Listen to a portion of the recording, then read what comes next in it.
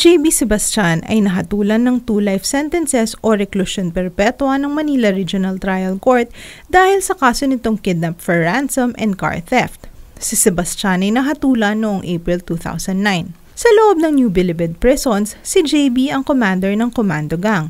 Isa siya sa mga maimpluwensyang mga bilanggo na kahit ang mga warden ay kaya nitong mapasunod. Sa isang foreign TV documentary, ipinakita dito ang marangyang pamumuhay ni JB sa loob ng bilibid. Kung ang mga ordinaryong preso ay nagsisiksikan sa kakalampot na espasyong meron ng mga bawat selda, ang kubol ni JB ay may tuturing mansyon.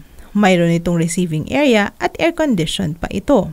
Base sa nasabing documentary, inamin ni JB na kailangan sila ng mga pamunuan ng Bureau of Corrections para mapanatili ang kapayapaan sa loob ng bilibid. Ang mga leader ng iba't ibang grupo ang umaayos mismo ng mga gulong kinasasangkutan ng kanilang mga miyembro.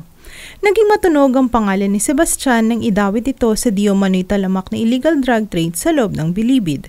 Na di umano'y malakas siya sa nooy Justice Secretary Laila de Lima at nagbayad pa daw siya di umano ng 20 milyong piso para lang mailipat ang bilibid 19 sa National Bureau of Investigation.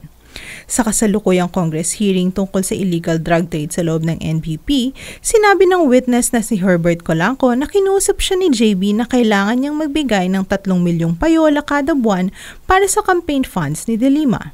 Isiniwalat rin ni Colanco na si JB di umano ang nag-utos kay De Lima sa paglipat sa kanila sa NBI.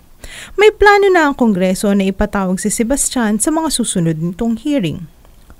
Para sa Alam Pa News, RH49, Rita Salonga, naglilingkod sa pagbabalita.